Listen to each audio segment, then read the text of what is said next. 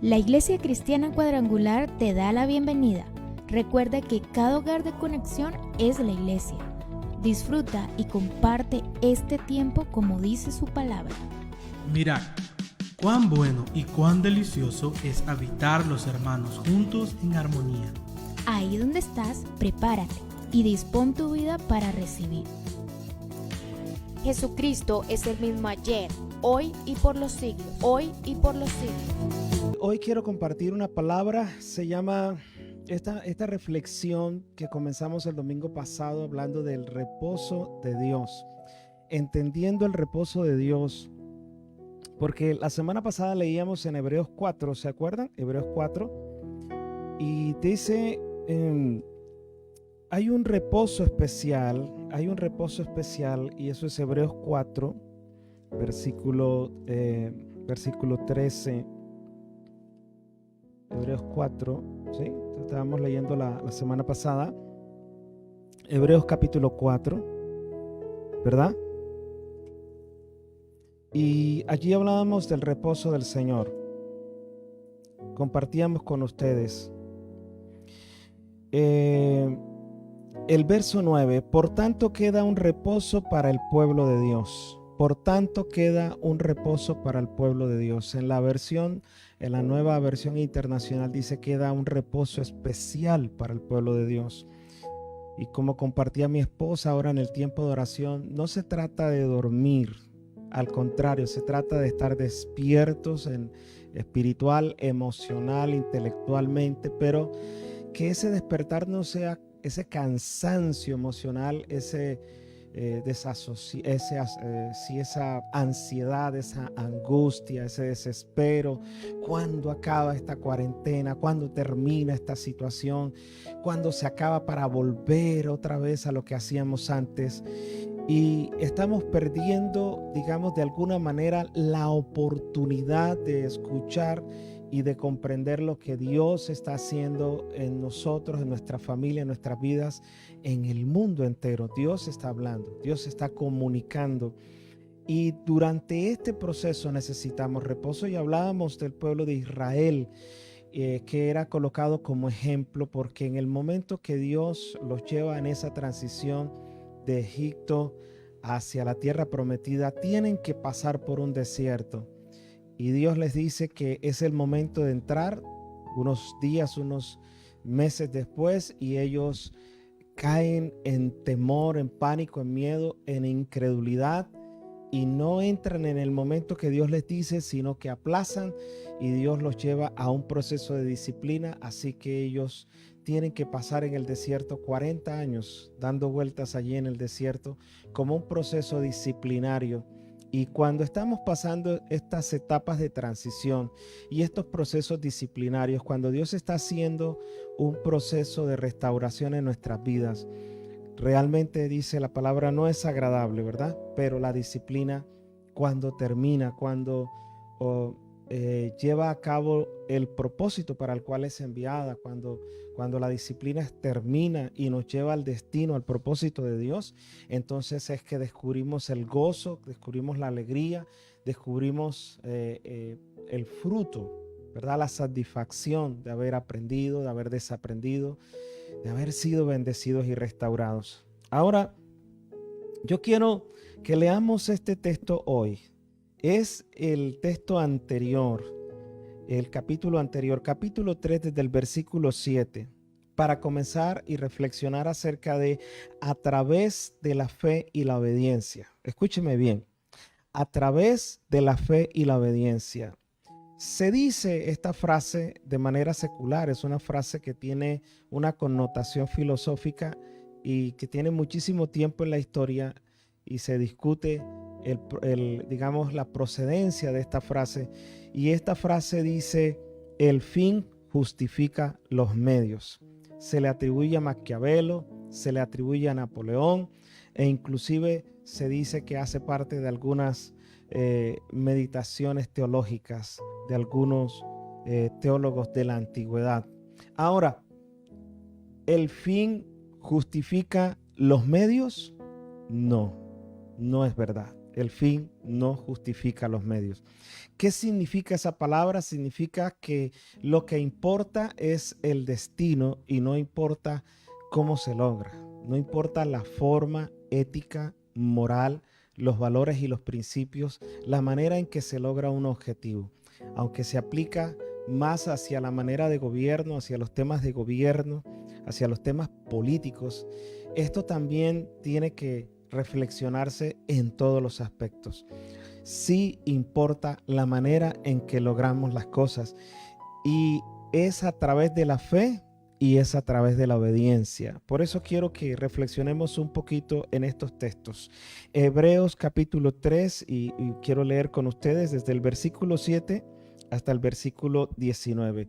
Dice así: por lo cual, como dice el Espíritu Santo, si oyereis hoy su voz, no endurezcáis vuestros corazones como en la provocación en el día de la tentación en el desierto, donde me tentaron vuestros padres y me probaron y vieron mis obras 40 años, a causa de lo cual me disgusté contra esa generación y dije: siempre andarán vagando en su corazón y no han conocido mis caminos. Por tanto juré en mi ira: no entrarán en mi reposo. Mirad, hermanos, que no haya en ninguno de vosotros corazón malo de incredulidad para apartarse del Dios vivo. Antes exhortaos los unos a los otros cada día, entre tanto que se dice hoy, para que ninguno de vosotros se endurezca por el engaño del pecado. Porque somos hechos participantes de Cristo, con tal que retengamos firme hasta el fin nuestra confianza del principio. Entre tanto que se dice: si oyeres hoy su voz, no endurezcáis vuestros corazones como en la provocación. ¿Quiénes fueron los que, habiendo oído, le provocaron? ¿No fueron todos los que salieron de Egipto por mano de Moisés? ¿Y con quiénes estuvo el disgustado 40 años? ¿No fue con los que pecaron, cuyos cuerpos cayeron en el desierto? ¿Y a quiénes juró que no entrarían en su reposo, sino a aquellos que desobedecieron? Y vemos que no pudieron entrar a causa de la incredulidad. No pudieron entrar a causa de la incredulidad. Así que, amados hermanos, en el reino de Dios no funcionan las cosas como sea o como salgan. En el reino de Dios se necesita la fe y la obediencia. La manera en que podemos alcanzar las bendiciones de Dios, esa tierra prometida para cada uno de nosotros, porque Dios tiene un plan, Dios tiene un propósito en el cual nosotros vamos a ser felices, pero también vamos a ser instrumento de felicidad para nuestra familia, para nuestros seres queridos, para las personas que nos rodean y también mucho más allá. ¿Se acuerdan de la promesa dada al padre de la fe? ¿Qué le dijo Dios a Abraham? Te bendeciré y serás de bendición, y en ti serán benditas las familias de la tierra. El propósito de Dios no es solo que nosotros obtengamos nuestras satisfacciones personales y que en ese proceso nosotros nos volvamos egoístas, utilitarios, manipuladores y seamos personas que defraudemos a otros. La idea de Dios es a través de la fe y a través de la obediencia. Aquí mismo en el libro de Hebreos se nos define la fe y se nos define la obediencia como algo que agrada a Dios y como un requisito esencial para poder lograr entrar a esa tierra prometida, a esa bendición que Dios tiene para cada uno de nosotros y para cada una de nuestras familias. Hebreos 11:1 define la fe y dice: es pues la fe la certeza de lo que se espera, la convicción de lo que no se ve. Certeza y confianza en medio de cualquiera sea el desierto por el cual estés transicionando. Es cierto que la humanidad y es cierto que el mundo se ha detenido y está pasando un momento difícil, pero no es el destino final ni de la humanidad, ni tampoco es el destino final al que Dios quiere llevarte a ti y a tu familia. Estamos transicionando.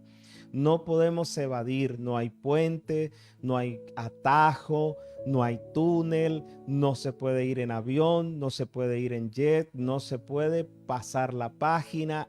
Hay que vivir esta experiencia, pero también hay que dejar que esta experiencia forje en nosotros la fe y la obediencia. La fe y la obediencia. Estamos aquí para ello, porque Dios está probando nuestra confianza genuina en Él. Ahora, aquí mismo en Hebreos 11:6 dice, porque sin fe es imposible agradar a Dios. Escuche bien, sin fe es imposible agradar a Dios. Y aquí viene esta parte importante de la fe, porque es necesario que el que se acerca a Dios crea que le hay, es decir, crea que Él existe y que Él galardona a los que le buscan. Los que se acercan a Dios es necesario que crean que Él existe y que Él galardona a los que le buscan. Es importante que tengamos claro algo. La mayoría de nosotros pensamos, yo creo en Dios. La Biblia es tremenda, ¿no? Porque hay una frase del apóstol que dice, los demonios creen y tiemblan ante la presencia de Dios. Es decir, los demonios creen en Dios, pero ni le obedecen, ni se convierten, ni transforman su corazón y su vida. Su naturaleza pecaminosa siempre va a estar en ellos, porque ellos creen en Dios, le temen a Dios, pero no se convierten a Dios. Ahora, nosotros tenemos que tener claro, aún Satanás cree en Dios y tiene respeto por lo que es Dios, pero él sí conoce a Dios, sí conoce el carácter de Dios y conscientemente está rebeldizado en contra de los principios del reino de Dios. Quiero decir, amado hermano, que esta fe de la cual nos está hablando el autor a los Hebreos, de certeza de lo que espero, convicción de lo que no veo, de tener yo la claridad de quién es Dios, escúcheme bien, no es solo creer en Dios, es creerle a Dios. Mucha gente me pasa a mí, nos ha pasado a todos, y yo he tenido que pagar comparendos por las cámaras, ¿no? Y he pasado, dice que 40, y he pasado a 43, 44, 45. Y la cámara tomó la foto y me tocó pagar. Y cuando vamos a pagar para ganarnos la rebaja, ¿cómo el pastor se vuela las cámaras? Sí, soy un ser humano, no soy un ángel, jamás lo he dicho. Nunca he tenido esta expectativa de mí, ni nunca he querido que nadie tenga mayor expectativa de mí que la que debe tener. Y quiero decir que todos cometemos errores y gracias a Dios porque Cristo Jesús en la cruz del Calvario vino a salvar lo que se había perdido. Por eso el apóstol Pablo dijo, palabra fiel y justa de ser recibida por todos, que Cristo Jesús vino al mundo a salvar a los pecadores, de los cuales yo soy el primero. Así que en este asunto de pasamos la cámara o pasamos un alto, sabemos, pero muchas veces tomamos la decisión de no hacer la escuadra, de acelerar más rápido, ¿sí? El pare dice, ¿verdad? Usted se acerca al semáforo y le muestra el amarillo. Alguna vez aprendía con un amigo, el hermano Jaime Mon. Él me enseñaba, porque de verdad, muchos hemos aprendido a conducir sin ir a una academia.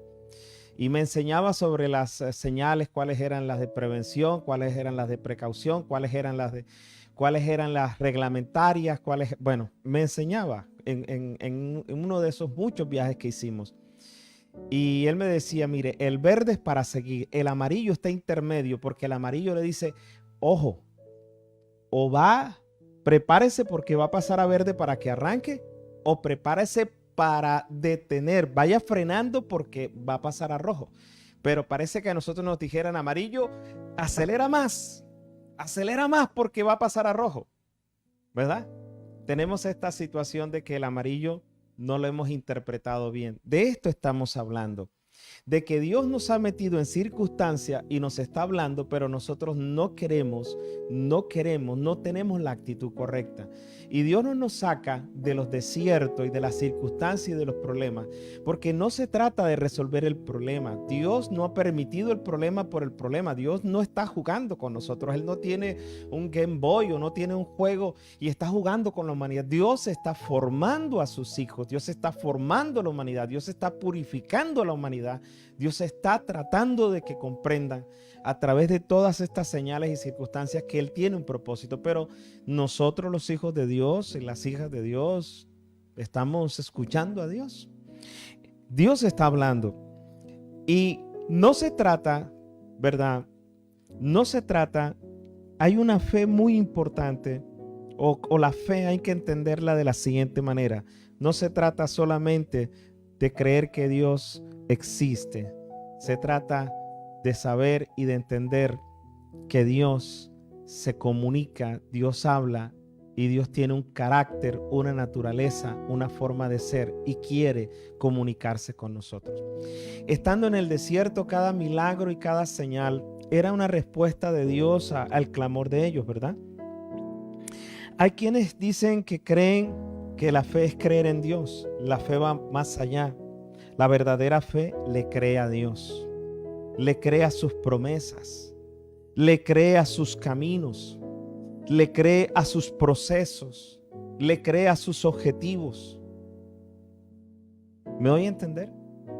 No se trata de ir por el desierto como Israel. Tengo hambre y ahí está la comida. Tengo sed y ahí está el agua. Tengo necesidad. Es decir, Dios pasa de ser Dios a convertirse en algo así como un genio de la lámpara. Y yo clamo y oro o le pido a alguien que sea una persona de oración que ore por mí para que se me resuelva la situación, la circunstancia, ¿verdad? Lo que está ocurriendo, pero realmente yo no quiero escuchar qué está hablando Dios a través de ese problema, qué me está enseñando. Tendré que aprender a perdonar, tendré que dejar esta soberbia, esta arrogancia, esta altivez, tendré que dejar este descuido de mi vida espiritual, tendré que dejar de mentirme y de autoengañarme a mí mismo y de engañar a mi familia, tendré que aceptar la verdad. Esa es la verdad de la cual Jesús le hablaba a los discípulos judíos. Jesús le dijo a los discípulos: si permanecéis en mi palabra, conoceréis la verdad y la verdad los hará libres. Y ellos pensaron enseguida: ¿cómo? Nosotros esclavos, nosotros somos hijos de Abraham, somos hijos de la fe. Pensaron en el estatus, pensaron en la posición, pensaron en la herencia, en el legado, pero no pensaron en la relación con Dios, en que Jesús estaba enseñándole sus palabras y formando algo nuevo, en que el Padre estaba formando una relación nueva, especial, más íntima. No, estaban pensando era en que ya nosotros compramos el boleto y ya estamos en el cielo. O sea, yo no tengo que hacer nada porque ya Cristo pagó, entonces yo no tengo ninguna responsabilidad, ningún compromiso, ninguna ética, ningún valor. Yo como sea voy a entrar. No, esto no es así. Esto implica que nosotros tenemos una responsabilidad y es vivir una vida de mayor intimidad con Dios, de mayor compromiso con Dios. Y aquí es donde dice el Proverbios 14:12, hay caminos que al hombre le parecen derechos, pero sus fines son fines de muerte. La peor mentira es la que uno construye y se cree, o sea, el autoengaño. Y estos israelitas estaban convencidos que por su estatus, su posición, su linaje, su herencia y su legado, su historia, ya merecían el cielo y la salvación y no tenían que hacer nada. Jesús entonces, para aclarar su mente, le dijo: mire, el esclavo no queda en casa, pero el hijo sí. Y entonces ellos: pero ¿de quién hemos sido esclavos? Nosotros no somos esclavos de nadie. Y le dijo: el que practica el pecado es esclavo del pecado.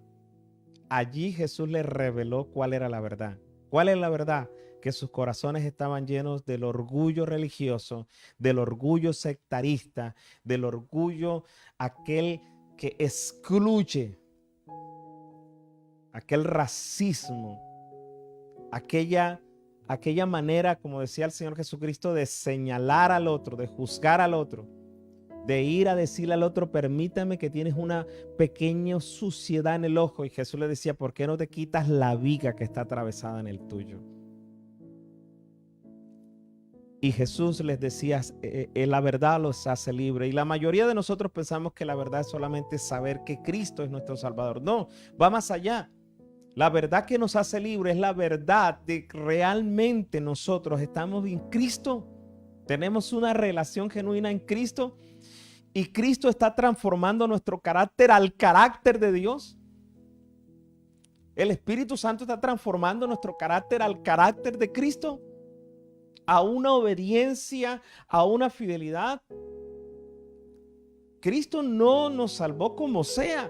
Vivió en santidad sin pecado, aún siendo tan humano como usted y yo. Y dice que en el Getsemaní lloró y dijo, Padre, pasa de mí esta copa. Pero luego decía, no se haga mi voluntad, sino la tuya.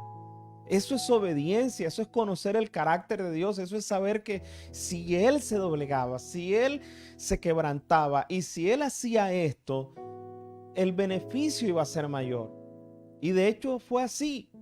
Cristo pasó por la cruz, por el Gólgota, por el sacrificio, y dice que enmudeció, que cayó, fue como oveja que fue llevada al matadero. A nosotros no nos quieren saludar, no nos quieren aplaudir, no nos quieren reconocer, nos levantan la voz, nos hacen algo y ya queremos buscar un ejército de abogados, demandar, y queremos gritar y hacemos videos y gritamos y hacemos cosas y armamos un escándalo y armamos una batalla y una guerra porque alguien no nos habló y Cristo lo estaban masacrando, y no lo estaban masacrando por su hijo, no lo estaban masacrando por su esposo, por su esposa, no lo estaban masacrando, lo estaban masacrando por cada uno de los parricidas, violadores, mentirosos, estafadores, todo eso que éramos nosotros. Mas Dios muestra su amor para con nosotros en que siendo nosotros pecadores, Cristo murió por nosotros y ninguno de nosotros clamaba, sálvanos. Estábamos ciegos sin Dios.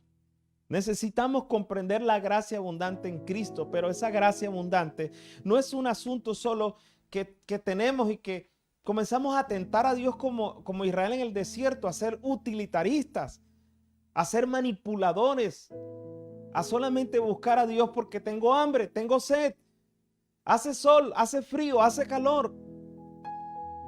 Y después que Dios suple, seguimos como sea.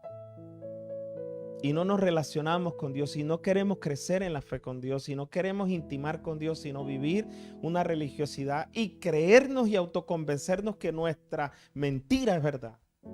Por eso Cristo decía, conoceréis la verdad y la verdad nos hace libres. Y la verdad es que Dios en este tiempo nos está hablando a nosotros y nos está conmoviendo para quebrantar nuestro corazón y para que nosotros abramos nuestra mente y aprendamos algo nuevo, para que cuando salgamos de esta transición, Dios hará de nosotros una bendición grande. Mi hermano, no importa cuán duro, difícil, contradictorio, devastador, triste. Mire, no importa qué esté pasando. Si usted mira al Señor, sus tinieblas, las más oscuras tinieblas del desierto, Dios las va a transformar en luz de bendición para ti y para todos los que te vean. Dios puede hacer de ti un testimonio grande, pero no es desanimándote, no es llenándote de amargura, de odio, de rencor, no es aislándote, no es deprimiéndote, ni tampoco colocándote como lo más importante, como el centro del universo, sino el lugar apropiado, humilde y correcto, manso y humilde de corazón, y llevaremos descanso para nuestra alma. Así que sí, no se trata solo de creer en Dios, se trata de creerle a Dios y de creer que todo lo que Dios nos quitó, así nos parezca bueno en esta temporada, Dios lo quitó porque quería enseñarnos algo. ¿Ya? Dios nos quería enseñar. Basta ya de estar llorando. Tenemos que tener un duelo, tenemos que llorar, tenemos que pasar la humillación, la culpa, pero tiene que haber un momento en que tenemos que resucitar en Cristo Jesús. ¿Sí? Viene ese momento de la muerte, de la humillación, del arrepentimiento, pero aun cuando el hijo pródigo regresó a casa, el papá no lo esperó para condenarlo, botarlo, ni ponerlo como él creía. a alimentar a los cerdos como un esclavo. Le puso un anillo, le cambió la ropa y celebró una gran fiesta con el becerro gordo que representa a Cristo Jesús, el sacrificio por nuestra salvación. Pero nuestra salvación no es como sea. Nuestro trasegar con Cristo no es como sea. Así que no entramos en el reposo de Dios. ¿Por qué no entraron en el reposo de Dios? A causa de la incredulidad. En ese capítulo 3, verso 7, allí hay dos versículos, y el versículo 19 dice: y vemos que no pudieron entrar a causa de la incredulidad. ¿Y qué es la incredulidad? Desconfianza. Desconfiar de las promesas de Dios, de los propósitos de Dios, de la dirección de Dios, de las palabras de Dios. No es solo no creer, sino también desconocer el carácter y la naturaleza de Dios. Creer que podemos, por ejemplo, como presentarnos ante Dios, por decir algo, Dios pide un cordero, ¿verdad?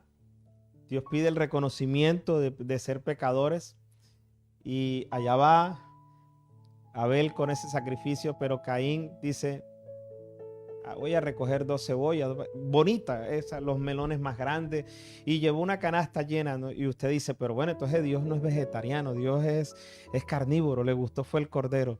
No, es que usted y yo, si nos ponemos a pensar, lo que hizo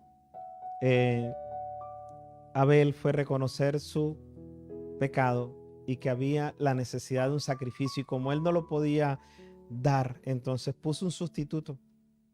Y ese cordero que él ofrendó a Dios, agradó a Dios, no por el cordero, fue por lo que había en el corazón cuando dio el cordero. Pero ¿qué actitud había en Caín? Los frutos de una tierra que ahora estaba maldita a causa del pecado, no por Dios, sino a causa del pecado del hombre. Y la actitud de, como es para Dios lo que sea, o sea, bueno, ¿qué le voy a dar a Dios? Porque esa es la actitud que tenemos la gente. ¿Qué le voy a dar a Dios? Tenemos que darle nuestro corazón, no nuestra palabra, sino nuestro corazón. Que de verdad nuestro corazón, así como expresa a veces un enojo, un insulto, una tristeza, cuando nos despachamos y le decimos mira, es que tú eres esto, también pudiéramos de esa misma intensidad tener una sinceridad y decirle: Dios, es que yo estoy aquí por tu gracia, por tu misericordia, ayúdame. Así que, mis amados hermanos, tenemos esta situación donde la incredulidad implica que no estamos siendo obedientes porque no confiamos en las promesas y en las palabras de Dios. Estas promesas, estas directrices: clama a mí y yo te responderé. El Señor es mi pastor y nada me faltará. Y decimos: no, quién sabe, quién dirá, está bien, la Biblia dice, pero yo me ayudo. Y decimos frases como: Dios dice, ayúdame que yo te ayudaré. Y no hay, en todo este texto bíblico, no hay una sola, de ninguna parte está esa frase. Es una frase que se ha inventado, ¿ya? Como la frase con la que comenzamos esta meditación de que el fin justifica los medios. No, Señor, no es como sea. Dios tiene un carácter y quiere formar ese carácter en nuestros corazones. Él no quiere tener una relación utilitaria, egoísta. Ya, pensemos solo en nosotros, como si el corazón de Dios no necesitara algo. El corazón de Dios necesita que seamos agradecidos, que le adoremos, que reconozcamos su santidad, no en la ritualidad externa, ¿sí? No solamente en mostrar un cuerpo, ¿sí? Manga larga, falda larga, pero lengua larga y corazón lleno de odio y resentimiento, o mentiras y engaños. No solamente la mentira que le decimos a otros y que otros se creen, sino la mentira que yo me creo. Entonces, mis amados hermanos, de verdad que sí, de verdad que necesitamos entrar en el reposo del Señor. La incredulidad es ausencia de fe y de obediencia. La incredulidad es ausencia de fe y de obediencia. Como no confío en Dios, entonces no practico la obediencia a Dios, como no conozco el carácter y la naturaleza de Dios como realmente es, entonces creo que Dios no necesita de la santidad en mi sacrificio vivo, en mi sacrificio que debe ser vivo y santo. No pienso que mi sacrificio debe ser muerto y como sea, pecaminoso. Y Dios se conforma con eso. Dios no se puede conformar con eso. Eso quiere decir que no conocemos a Dios, y como no le conocemos, es necesario que creas que Él existe. Pero ese creas que Él existe no es solo saber que Él es Dios, sino que es santo, que es puro, que es fiel, que es perdonador, que es misericordioso, que pide y exige una transformación de nuestro carácter. Ahora, confianza en la integridad de Dios, en su fidelidad. Él dice esto y así lo cumple.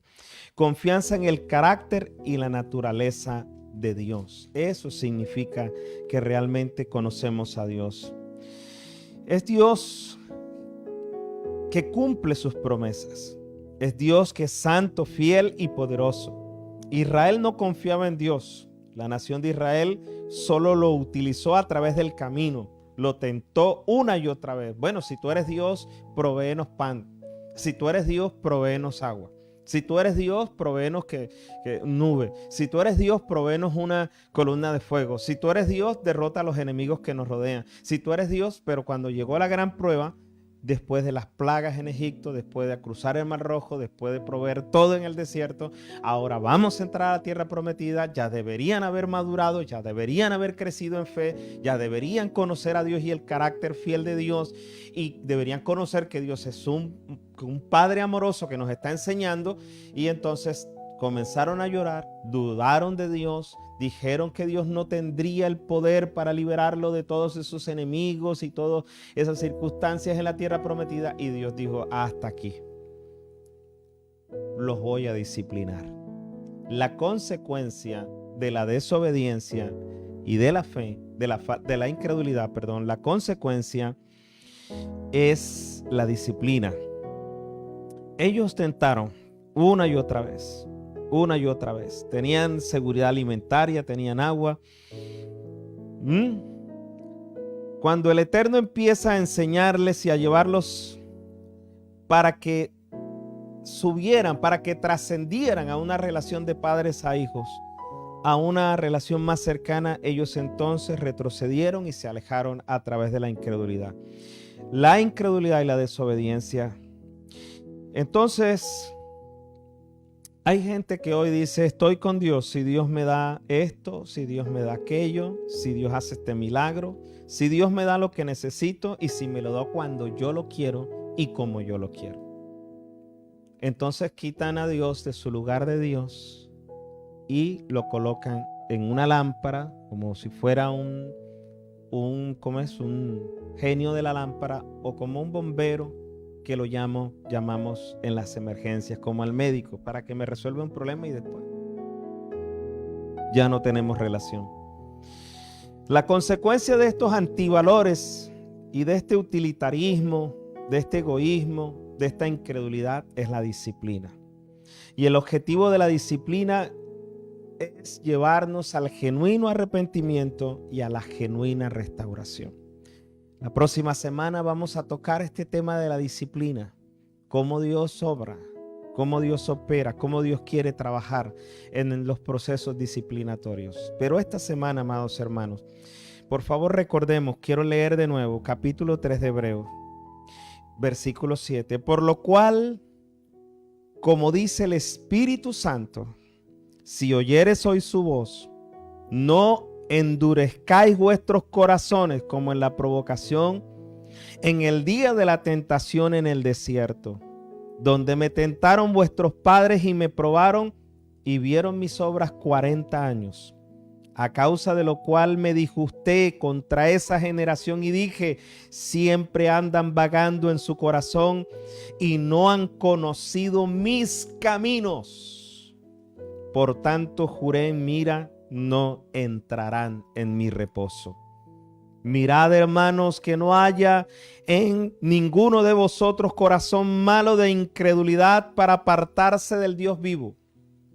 Antes, exhortaos los unos a los otros cada día, entre tanto que se dice hoy, para que ninguno de vosotros se endurezca por el engaño del pecado. Porque somos hechos participantes de Cristo con tal que retengamos firme hasta el fin nuestra confianza del principio. Entre tanto que se dice, si oyeres hoy su voz, no endurezcáis vuestros corazones como en la provocación. ¿Quiénes fueron los que habiendo oído le provocaron? ¿No fueron todos los que salieron de Egipto por mano de Moisés? ¿Y con quiénes estuvo el disgustado 40 años? ¿No fue con los que pecaron, cuyos cuerpos cayeron en el desierto? ¿Y a quiénes juró que no entrarían en su reposo, sino aquellos que desobedecieron? Y vemos que no pudieron entrar a causa de la incredulidad.